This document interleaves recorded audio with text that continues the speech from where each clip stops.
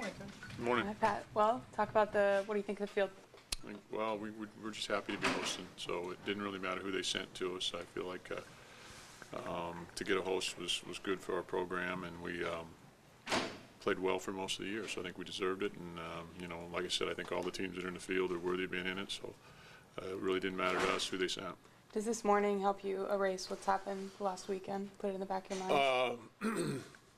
It's good for the team. It's a great day for the team, and the one thing about athletics is you got to get to the next game, and I hope they do that, and we'll do everything we can to help them.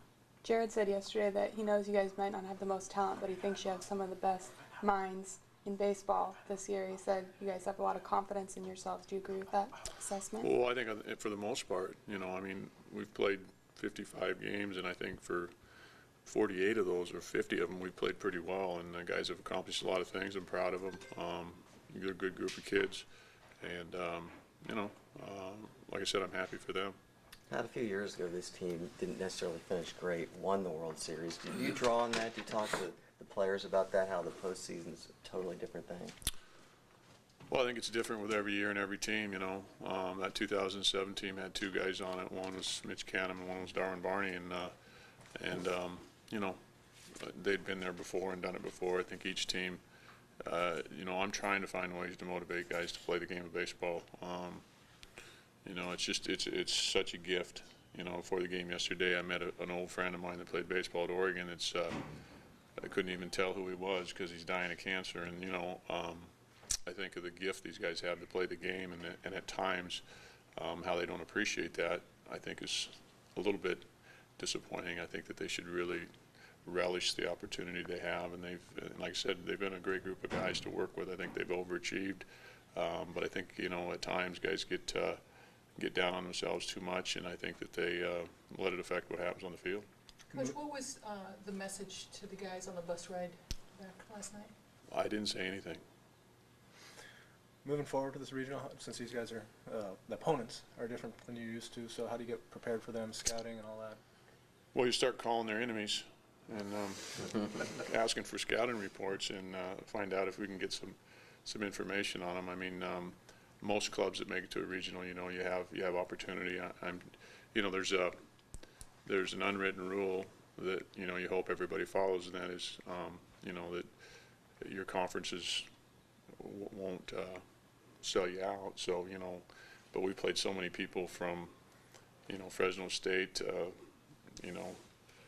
Hartford, anybody else who could give them a report. So they'll get reports on us just like we'll get reports on them, and we'll call people that they've played. And like I said, try to find the people that dislike them the most, and maybe they'll give them a good report. So hopefully our kids will, respond a little bit to the good news of hosting a regional and having a great field coming out here. I know Dave Perno very well from Georgia. Got great respect for him and his program. Obviously, we played him at PG Park a couple of years ago, and he said he always wanted to come to Corvallis, so now he's getting that opportunity.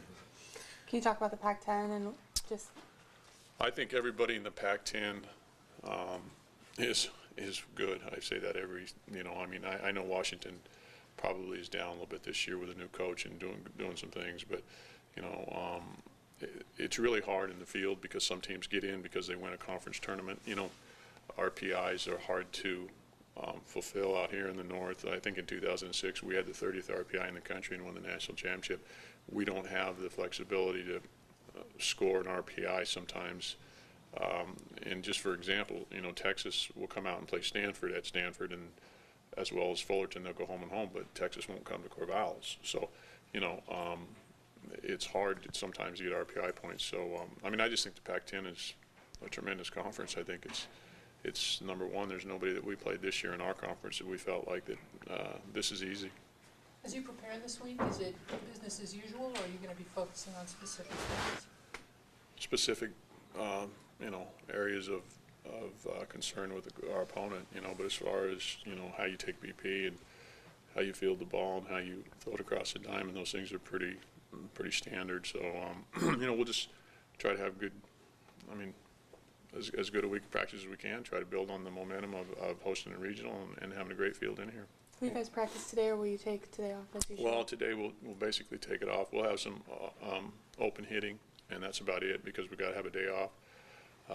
But we'll have a good day of practice Tuesday and Wednesday. Then Thursday, the NCAA basically takes over the tournament, and then we'll get an hour and 15 minutes on the field.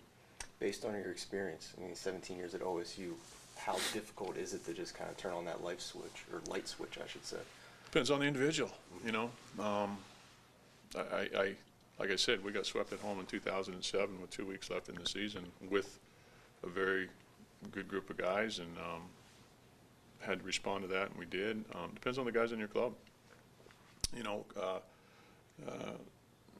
I wake up every morning, woke up this morning at 4:52, got out of bed and started thinking about how to motivate our guys to play the game of baseball. And, people have to, take it upon themselves to generate the energy and the enthusiasm and the excitement. Baseball is a little bit different than football.